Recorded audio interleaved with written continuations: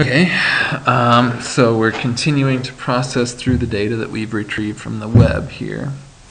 Okay, so we've checked to see if we've got flow, and if we do have flow, then we're doing the same thing of our temporary range is G here. Bam. We're saying then we're going to hold control and click down, and that cell that we've landed on with that end command, the value of that's what we're going to say is our flow, our most recent flow, corresponding to our most recent time. So we've done that for column G.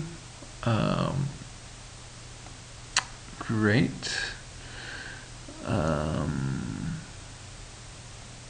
Okay. And now, so we've got our flow and stage. Now we need to pop it into the proper, now we need to plop it into this USGS real-time tab. So we know that we're starting from our gauge numbers because that's what we use to build our URL for the web query. So we know the gauge numbers. Let's look up the gauge name just using a VLOOKUP in here.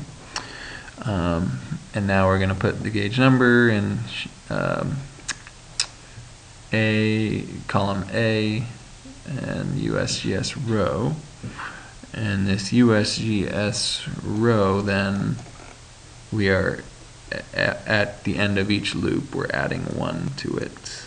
So we started with 2. We're saying start putting your data in row 2, and then as you go through each block of data, each gauge, add 1 to your USGS row. So now we're gonna be putting things into row 3 our second time. So bam, bam. And then if we have stage, if that is true, if we've set it to true, then we're going to put it in. If it was false, then we would put nothing in, it would be blank. Same thing with has flow. We continue on in this loop all the way through the data here. We're basically like doing control down, control down, control down. We keep going until we hit the very bottom of the worksheet.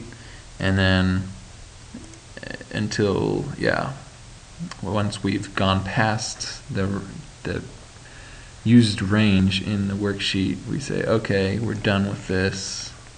We're out. We've processed through all of our gauges, put our screen updating back to true, put our calculation mode back to automatic, and put our status bar, this ready thing, back to normal.